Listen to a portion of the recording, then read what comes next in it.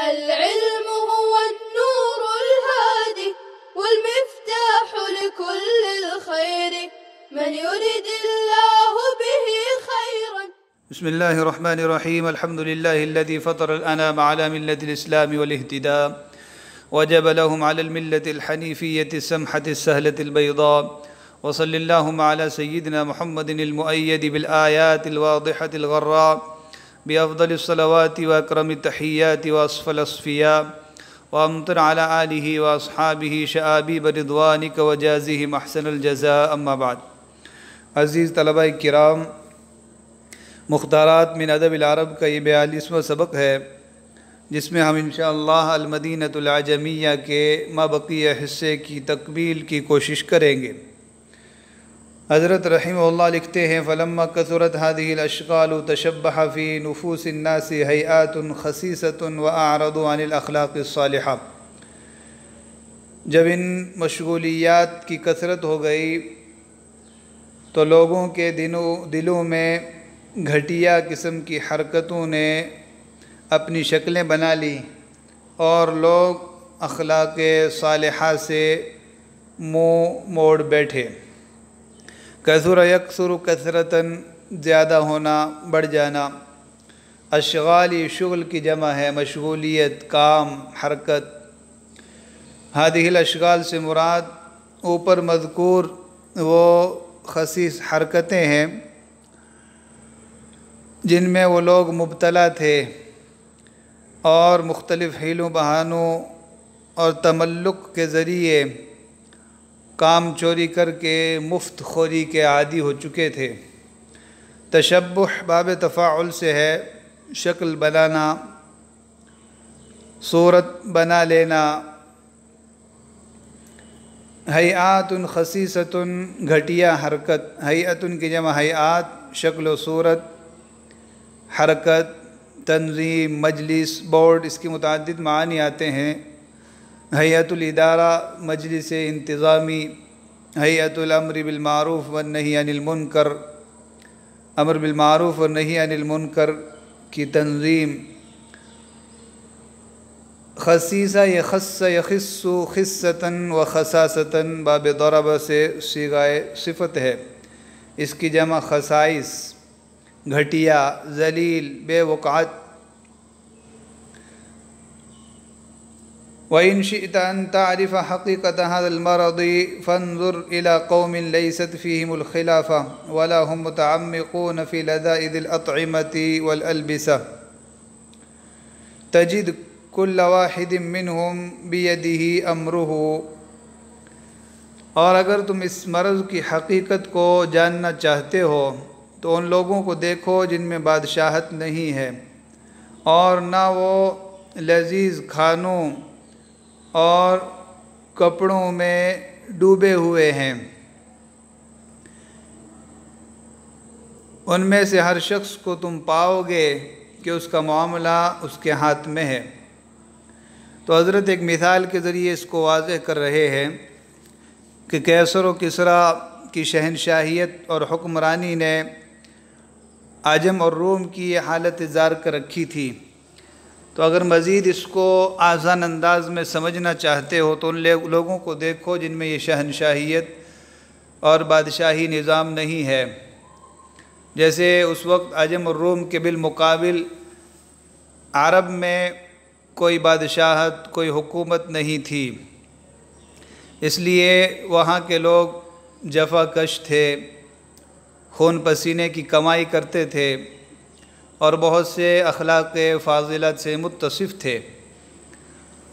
ان کو ٹیکس وغیرہ ادا نہیں کرنا پڑتا تھا، ہر شخص اپنا مالک و مختار تھا، جس کی بنا پر وہ بہت زیادہ عیش پرستی میں بھی مبتلا نہیں تھے۔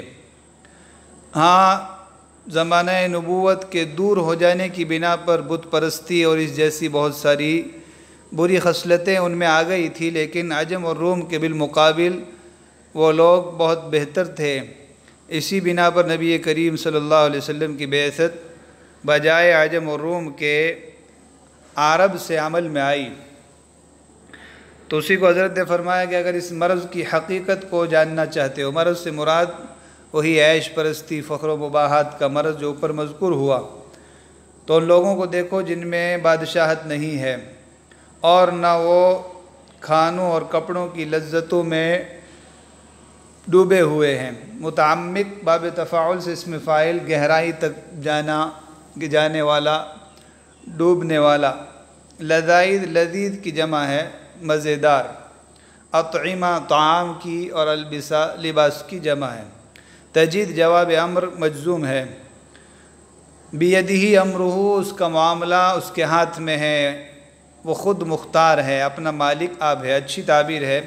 امرہ بیدہ اس کا معاملہ خود اس کے ہاتھ میں ہے، وہ اپنا مالک و مختار ہے، اپنی مرضی سے جو چاہتا ہے کام کرتا ہے، کسی کی غلامی میں نہیں ہے۔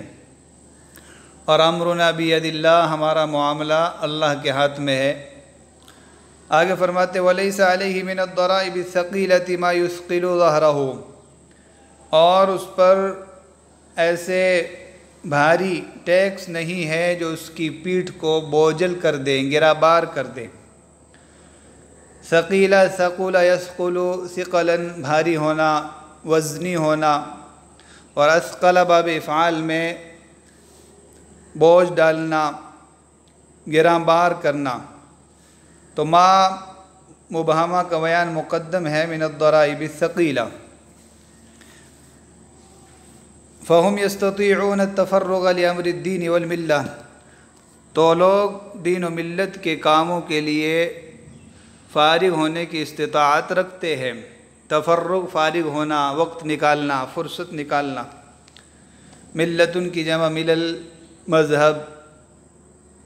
ثم تصور حالهم لو كان فيهم الخلافة وملؤها وسخروا الرعية وتسلطوا عليها، پھر ان کی حالت کا تصور کرو اگر ان میں بادشاہت ہوتی اور اس کے سردار و رؤسا ہوتے اور وہ عوام کو مسخر کرتے، اپنی خدمت میں لگا لیتے اور ان پر مسلط ہو جاتے۔ تو لو کا جواب محذوف ہے، لکانت حالتهم غیر ھذا، یا لکانت حالتهم عکس ذاک، ان کی حالت اس کے بالکل برعکس ہوتی، ان لوگوں کے بھی دین و ملت کے کاموں کی فرصت نہ ملتی۔ تصور یہ تفعل سے امر کا صیغہ ہے، تصور ہے، تصور خیال کرنا، تصور کرنا، ذہن و دماغ میں کسی معاملے کی منظر کشی کرنا۔ ملا ان کی جمع املا، سردار، بادشاہ کے حواشی اور درباری لوگ۔ سخروا باب تفعیل سے ہے، مسخر کرنا، کام میں لگانا، تابع بنا لینا۔ رعیت ان کی جمع رعایا، عوام، پبلک۔ تسلط ابھی گزرا ہے۔ آگے دیکھیں حضرت فرماتے ہیں فَلَمَّا عَظُمَتْ هَذِهِ الْمُصِيبَةُ وَاشْتَدَّ هَذَا الْمَرَضُ سَخِطَ عَلَيْهِمُ اللَّهُ وَالْمَلَائِكَةُ الْمُقَرَّبُونَ، جب یہ مصیبت بہت بڑھ گئی اور یہ مرض شدت اختیار کر گیا تو اللہ اور اس کے مقرب فرشتے ان پر ناراض ہو گئے۔ عظم یعظم عظما، عظیم ہونا، بڑا ہونا۔ اس مصیبت سے یہی ہوا پرستی، دنیا پرستی، فخر و مباحات کی مصیبت، اشتداد بڑھ جانا، شدت اختیار کر جانا۔ سخط یسخط، سخط ناراض ہونا، اعلیٰ صلہ کے ساتھ آتا ہے، اللہ فاعل ہے، اور الملائکۃ المقربون موصوف صفت معطوف فاعل ہے۔ ملائکہ کی یہ ملک ان کی جمع ہے، اور ملک کی اصل ملک ہے جس میں تخفیفاً حمزہ کو حذف کیا گیا، فرشتے کو کہا جاتا ہے۔ یہ علوکتن سے ماخوذ ہے جس کے معنی پیغام رسانی۔ تو فرشتے بھی چونکہ یہ کام انجام دیتے ہیں اس لیے ان کو ملائکہ کہا جاتا ہے۔ مقرب باب تفعیل سے اس میں مفعول کا صیغہ، قریبی۔ وَكَانَ رِضَاهُ تَعَالَى فِي مُعَالَجَةِ هَذَا الْمَرَضِ بِقَطْعِ مَادَّتِهِ، تو اللہ کی رضامندی یہ قرار پائی کہ اس مرض کے مادے کو ختم کرنے کے ذریعے اس مرض کا علاج کیا جائے۔ تو اللہ کی رضامندی یہ ٹھہری اللہ کی رضامندی یہ قرار پائی کہ اس مرض کے مادے کے ختم کرنے کے ذریعے اس بیماری اور اس مرض کا علاج کیا جائے۔ رضا باب سمیع کا مصدر ہے، بارہ گزرا، معالجہ علاج کرنا۔ مادہ کی جمع مواد آتی ہے، کسی بھی چیز کا جو میٹیریل ہوتا ہے، وسیلہ اور ذریعہ ہوتا ہے، اس کو مواد سے تعبیر کیا جاتا ہے۔ جیسے مواد البنائی، عمارت کا میٹیریل، اس میں لگنے والا سامان، اور مادۃ الکتاب، کتاب کا مادہ یعنی موضوع، اس کے محتویات اور مشتملات۔ تو اللہ رب العزت کی طرف سے یہ طے ہوا کہ اب اس بیماری کو ختم کیا جائے، انسانیت کو تباہی کے دہانے سے واپس لایا جائے، تباہ و برباد ہونے سے بچایا جائے۔ فبعث نبیا امیا لم يخالط العجم والروم ولم يترسم برسومهم، تو اللہ نے ایک ایسے نبی امی کو مبعوث فرمایا جو عجم اور روم سے بیل جول نہیں رکھتے تھے اور نہ ان کے رسم و رواج کو اپناتے تھے۔ امی ناخواندہ، جس نے کسی کے پاس پڑھنا لکھنا نہ سیکھا ہو۔ خالط و مخالطتاً باب مفاعلت، اختلاط رکھنا، میل جول رکھنا۔ تو آپ صلی اللہ علیہ وسلم عجم اور روم سے اختلاط نہیں رکھتے تھے، آپ کا ان سے کبھی اختلاط نہیں ہوا تھا، اس لیے کہ اختلاط سے ایک دوسرے سے میل جول سے اس کی حرکتیں ادھر منتقل ہو سکتی ہے، اور آپ علیہ السلام ان کے رسم و رواج، ان کے عادات و اطوار کو بھی اپناتے نہیں تھے۔ وَجَعَلَهُ مِيزَانًا يُعْرَفُ بِهِ الْهُدَى الصَّالِحُ الْمَرْضِيُّ عِنْدَ اللَّهِ مِنْ غَيْرِ الْمَرْضِيِّ، اور انہیں ایک میزان اور ترازو قرار دیا جس کے ذریعے اللہ کے ہاں پسندیدہ درست رہنمائی کو ناپسندیدہ رہنمائی سے ممتاز کر کے پہچانا جا سکے۔ جعل کے دو مفعول ہیں، ہو مفعول اول اور میزان مفعول ثانی۔ میزان کی جمع موازین، ترازو۔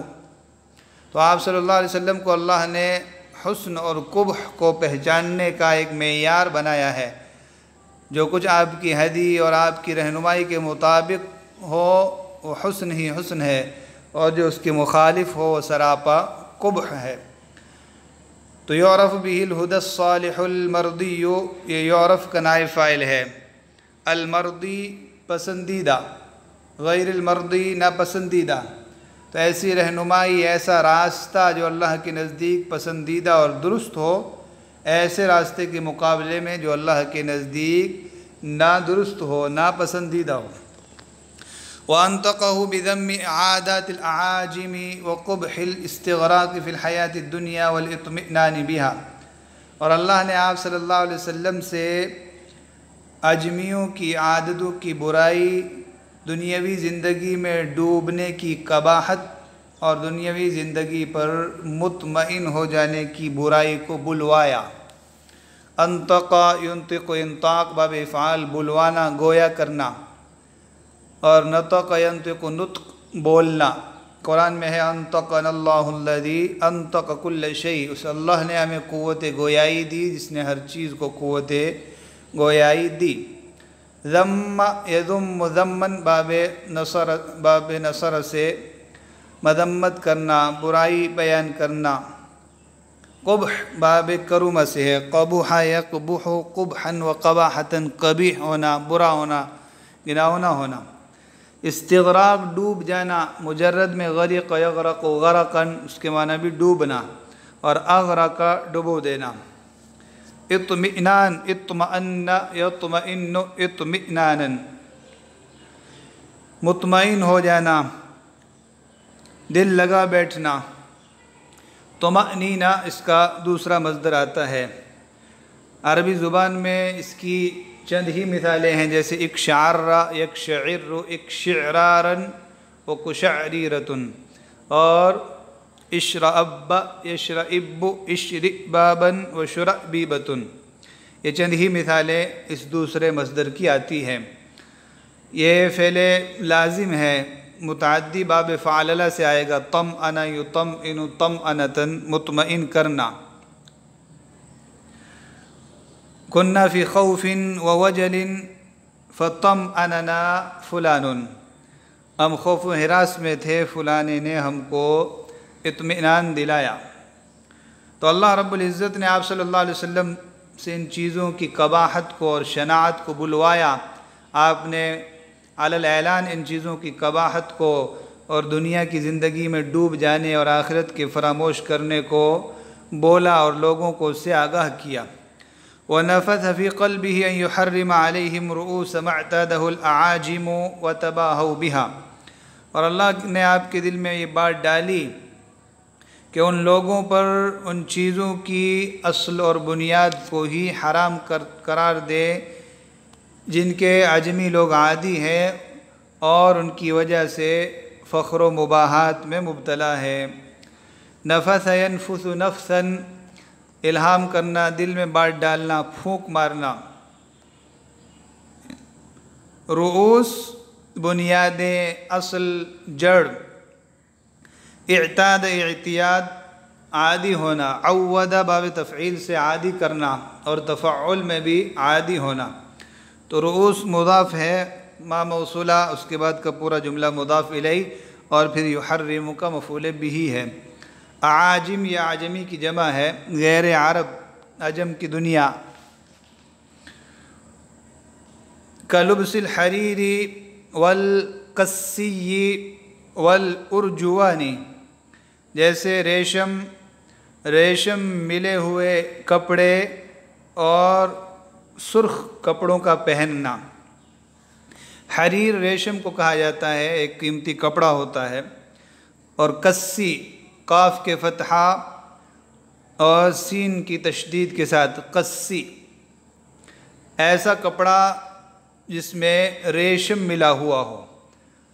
ما خالط غیر الحریر فیہ الحریرہ، ما خالط غیر الحریر فیہ الحریرہ، ایسا کپڑا جس میں ریشم کے علاوہ دوسری چیزیں ریشم سے ملی ہوئی ہوں۔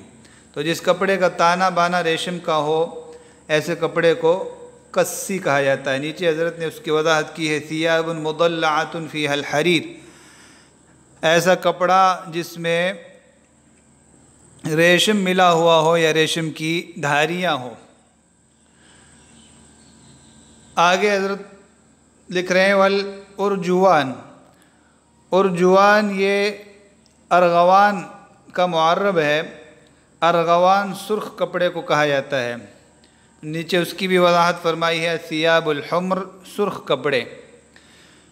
تو اللہ رب العزت نے آپ صلی اللہ علیہ وسلم سے یہ بلوایا کہ ان لوگوں کے سامنے ان چیزوں کی برائی بیان کی جائے، اس لیے کہ ریشم وغیرہ کپڑے پہننے سے طبیعت کے اندر نسوانیت اور نازک پن آتا ہے اور آدمی جفا کشی اور محنت سے دور ہوتا ہے۔ اس لیے امت کے مردوں پر ریشم کو مطلقاً حرام قرار دیا گیا۔ اسی طریقے سے قسی، وہ کپڑا جس میں ریشم بڑی مقدار میں پایا جائے، ریشم کے تانے بانے ہو، اس کو بھی حرام قرار دیا۔ اسی طریقے سے ارجوان، سرخ رنگ کے کپڑے، تو سرخ رنگ کے کپڑوں میں بھی نسوانیت ہے اور اس میں ایک بناؤ سنگار ہے، تو مردوں کو منع کیا گیا اس طریقے کے بناؤ سنگار سے، یہ عورتوں کو ہی زیب دیتا ہے۔ واستعمال اواني الذهب والفضة وحلي الذهب غیر المقطع، اور سونے چاندی کے برتنوں کا استعمال اور غیر ڈھلے ہوئے سونے کے زیورات، سونے چاندی کے برتنوں کے استعمال اور غیر ڈھلے ہوئے سونے کے زیورات، یعنی ان کے استعمال کو بھی منع قرار دیا۔ واستعمال یہ عطف ہے لبس پر۔ اوانی یا آنیت ان کی جمع ہے اور آنیہ انا ان کی جمع ہے، تو گویا کہ اوانی جمع الجمع ہے، زیورات ذہب اور فضہ جانتے ہو سونا چاندی۔ حلی یہ حلیٌ کی جمع ہے، حلیٌ جمع حلیٌ زیور، اور اگر حلیہ ہو تو حلیتٌ کی جمع حلا آتی ہے، زیور کے معنی ہوتے ہیں دونوں کے۔ اور حلا یحلی حلیًا زیور پہننا، باب تفعیل میں حلا یحلی تحلیۃً زیور پہنانا، وحلوا اساورا انہیں کنگن پہنائے جائیں گے۔ الذهب غیر المقطعہ غیر ڈھلے ہوئے سونے کے زیورات، یعنی اگر معمولی سونا ہو جو انگوٹھیوں وغیرہ میں کے نگینے میں جڑا جاتا ہے تھوڑی مقدار میں تو اس کی تو الگ بات ہے، لیکن غیر ڈھلا ہوا پورے کا پورا کپڑا یا پورے کی پورے زیورات سونے کے ہوں، پورے کی پورے جو انگوٹھیاں ہیں وہ سونے کی ہوں، تو ایسی چیزوں کو شریعت نے مطلقاً حرام قرار دیا ہے۔ وَالثِّيَابِ الْمَصْنُوعَةِ فِيهَا الصُّوَرُ اور ایسے کپڑے جن میں تصویریں بنی ہوئی ہوں۔ مصنوعہ صنع یصنع سے اس میں مفعول ہے۔ وَالثِّيَابِ الْمَصْنُوعَةِ فِيهَا الصُّوَرُ صورتٌ کی جمع صور تصویر، یہ مصنوعہ کا نائب فاعل ہے، اور ثیاب کا عطف اوپر ہو رہا ہے اوانی پر۔ واستعمال الثیاب المصنوعۃ فیہا صور ایسے کپڑے جن میں تصویریں بنی ہوئی، تو مردوں کے لیے ایسے زرق برق کے کپڑے پہننا درست نہیں ہے۔ وتزویق البیوت وغیر ذلک اور مکانات میں نقش و نگار کرنا اور اس کے علاوہ اس طرح کی دوسری چیزیں۔ تزویق ذوق یذوق تزویق گل کاری کرنا، بیل بوٹے بنانا، مکانات میں نقش و نگار کرنا۔ تو چونکہ یہ چیزیں بہت زیادہ آسائش اور پرتعیش زندگی کی طرف لے جاتی ہے، مال و دولت بھی اس میں بہت خرچ ہوتا ہے اور پورے اوقات صرف ہو جاتے ہیں، اس لیے شریعت اسلامیہ نے ان چیزوں کو ناپسند کیا ہے۔ تو ہمیں بھی چاہیے کہ سادہ لباس پہنیں اور ان چیزوں میں بہت زیادہ خرچ نہ کریں۔ بہت سے طلباء اور بہت سے لوگ اس طریقے کے لیے کپڑے پہنتے ہیں جن میں نسوانیت ٹپکتی ہے، مرد ہو کر زرق برق کے کپڑے، لال رنگ کے کپڑے، یا عورتوں کے جو مناسب کپڑے ہوتے ہیں وہ مرد پہنتے ہیں، یہ نادرست بات ہے۔ یہی چیز آدمی کو کاہلی کی طرف لے جاتی ہے، کام چوری کی طرف اور حرام خوری اور مفت خوری کی طرف لے جاتی ہے۔ آگے حضرت لکھ رہے ہیں وَقَضَى بِزَوَالِ دَوْلَتِهِمْ بِدَوْلَتِهِ وَرِيَاسَتِهِمْ بِرِيَاسَتِهِ اور اللہ نے آپ صلی اللہ علیہ وسلم کی حکومت کے ذریعے ان کی حکومت اور آپ کی سرداری کے ذریعے ان کی سرداری کے ختم ہونے، زوال پذیر ہونے کا فیصلہ فرما لیا۔ قضا یقضی قضاء بشیء فیصلہ فرمانا۔ دولتن کی جمع دول، دولت حکومت۔ ریاست رأس یرأسو ریاستاً رئیس ہونا، سردار ہونا۔ تو آپ صلی اللہ علیہ وسلم کی سلطنت، اسلامی سلطنت کے ذریعے، آپ کی ریاست اور سرداری کے ذریعے ان لوگوں کی سلطنت کے زوال پذیر اور ختم کرنے کا اللہ نے فیصلہ فرما لیا، جس کی تکمیل خلفائے راشدین کے زمانے میں ہوئی، اور بقول شاہ ولی اللہ رحمہ اللہ خلفائے راشدین کا زمانہ یہ زمانہ نبوت کی تکمیل اور تتمہ ہے۔ تو اس طریقے سے کیسر و کسریٰ کو تباہ و برباد کیا گیا۔ آگے حضرت لکھ رہے ہیں وَبِأَنَّهُ إِذَا هَلَكَ كِسْرَى فَلَا كِسْرَى بَعْدَهُ وَإِذَا هَلَكَ قَيْصَرُ فَلَا قَيْصَرَ بَعْدَهُ اور اللہ نے یہ فیصلہ فرما لیا کہ جب کسریٰ ہلاک ہوگا تو اس کے بعد کوئی کسریٰ نہیں رہے گا، اور جب قیصر ہلاک ہوگا تو اس کے بعد کوئی قیصر نہیں ہوگا۔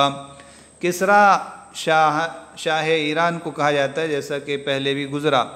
کسریٰ کی جمع اکاسرہ، اور قیصر شاہ روم کو کہا جاتا ہے، جیسا کہ پہلے گزرا، اس کی جمع قیاصرہ۔ تو اللہ نے یہ فیصلہ فرما دیا تھا کہ قیصر و کسریٰ کی سلطنتیں ختم ہوگی، جنہوں نے انسانیت کو ظلم و ستم کی چکی میں پیس رکھا ہے۔ تو خلفائے راشدین کے زمانے میں اللہ رب العزت کے اس فیصلے کی تکمیل ہو گئی، مٹایا قیصر و کسریٰ کے استبداد کو جس نے وہ کیا تھا زور حیدر فقر بودر صدق سلمانی، ان علاقوں کے لوگ خود صحابہ کرام کو فاتحین کو یہ دعوت دیتے تھے کہ ہمارے علاقوں کو فتح کرو اور ان ظالموں کے ظلم و ستم سے ہمیں نجات دلاؤ۔ تاریخ کی کتابیں اس طرح کے خطوط سے اور اس طرح کے واقعات سے بھری پڑی ہیں۔ اللہ رب العزت ہمیں حضرت شاہ صاحب رحمہ اللہ کی اس عبارت اور پوری کتاب کو سمجھ کر پڑھنے کی توفیق نصیب فرمائے اور پوری بصیرت کے ساتھ دین کی دعوت کو دنیا کے سامنے پیش کرنے کی توفیق مرحمت فرمائے، اور عربی ادب میں بھی ہمیں بلند و بالا مقام نصیب فرمائے، ہمارے ادبی ذوق کی بہترین انداز سے آبیاری فرمائے، اور اس ادبی اور عربی دانی کو ہمارے لیے کتاب و سنت کی فہم صحیح کا ذریعہ اور طریقہ بنائے۔ وصلی اللہ وسلم علی نبینا محمد وعلى آله وصحبه أجمعين. السلام عليكم. لا تنسوا الإعجاب بالفيديو والاشتراك في القناة تشجيعا لنا لنستمر بنشر المزيد إن شاء الله.